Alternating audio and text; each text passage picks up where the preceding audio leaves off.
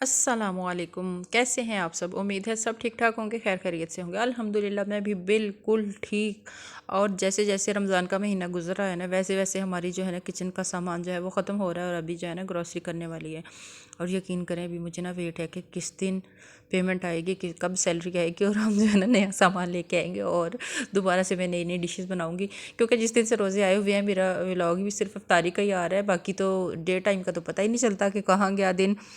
होता कुछ यूँ है कि सुबह नमाज के बाद सो जाते हैं, फिर डे टाइम में फिर उठ के फिर सफाई वगैरह करके बच्चे घर पे होते हैं आजकल, तो उनको फिर दोपहर का खाना, और फिर कभी लेट गए, कभी पढ़ ली नमाज पढ़ ली, कभी कुरान पाक पढ़ लिया, कभी तस्बीह कर ली।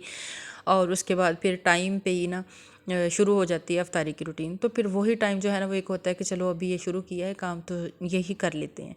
तो खैर चलता है फिर सारा कुछ ही। तो आज मैंने ना अफ्तारी में बनाई थी दही बूंदी। तो दही बूंदी के लिए ना मुझे जो था बूंदियाँ मैंने बॉईल कर ली थी, और उसके बाद मैंने सबसे पहले वो एक लेयर उनकी बनाई, फिर उसके बाद दही डाला, उसके बाद जो था ना मैंने इसमें बंद गोभी डाली।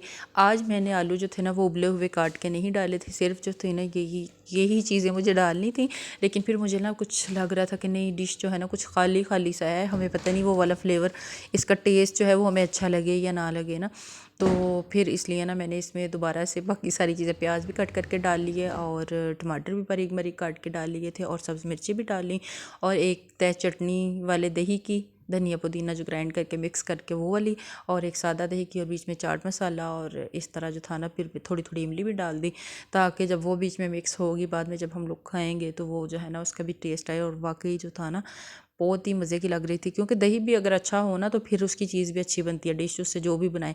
और अगर दही आपका ठीक नहीं है ना तो फिर वो खाने का मज़ा भी नहीं आता। तो दही माशाल्लाह से बड़ा अच्छा था। तो इस तरह सारा कुछ मैंने होले होले धीरे धीरे जो था ना वो सारा इसमें मिक्स कर दिया, और हमारी मज़ेदार सी दही बूंदी की रेसिपी जो थी वो तैयार हो गई। और ये तैयार करने के बाद आज मुझे कुछ समझ नहीं आ रहा था कि मैं इफ्तारी में क्या बनाऊँ। समझ में तो आ रहा था, लेकिन एक्चुअली मुझे मेरा दिल चाह रहा था कि मैं राइस बनाऊँ, और राइस जो थे ना वो मेरे पास थोड़े कम थे।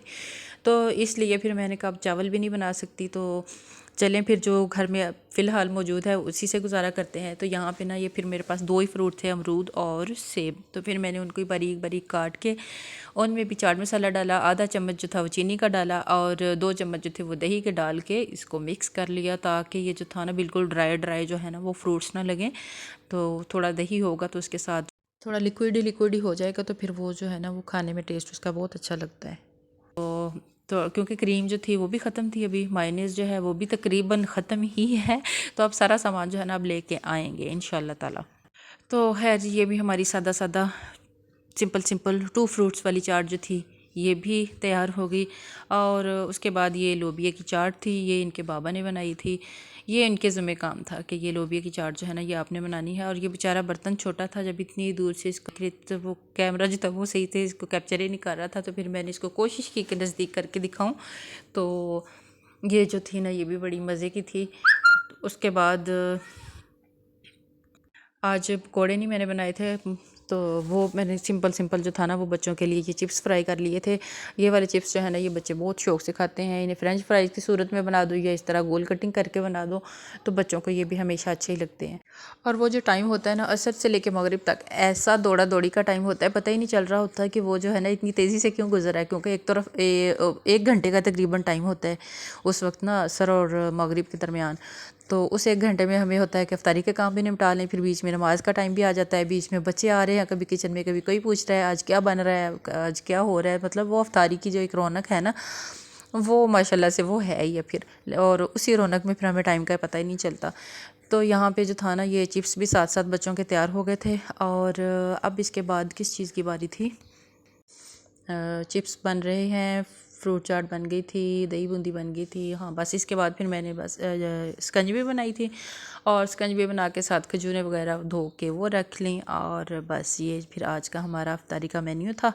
तो अच्छी सी बहुत मज़ा आया इफ्तारी करने का, क्योंकि मैंने चनों का ना साथ काले चने जो थे उनका सालन भी बनाया था, और मेरा दिल चाह रहा था कि साथ उबले चावल हों। तो क्या हुआ कि कहते हैं ना कभी कभी मांगो तो फ़ौरन दुआ कबूल होती है। तो उस टाइम ही मेरी फ्रेंड की बेटी जो थी ना वो बॉयल्ड राइस भी ले आई, और फिर उसके ऊपर हमने सालन डाल के भी खाया। उसके बाद सबका दिल दिल करना शुरू हो गया, मुझे देख के सबका दिल चाह रहा था कि वो भी बॉयल्ड राइस जो है ना उनके ऊपर काले चनों का सालन डाल के खाएंगे। तो फिर मैंने सबके लिए दोबारा से राइस भी जो थे ना, फिर एक गिलास जो था ना वो पड़ा हुआ था, फिर वो भी बॉईल कर लिया। तो फिर इस तरह जो था ना बच्चों ने भी उबले हुए चावल और 7 चनों का सालन जो था वो डाल के खाया। इनको बहुत मज़ा आया, हमें बहुत मज़ा आया। और उसके बाद मुझे कुछ चीज़ें लेनी थी, मैं ज़रा बाज़ार की तरफ चली गई। तो बस दिन का एंड हो गया। ये थी मेरी आज की वीडियो। अगर आपको अच्छी लगी हो तो लाइक शेयर एंड सब्सक्राइब। अल्लाह हाफिज़।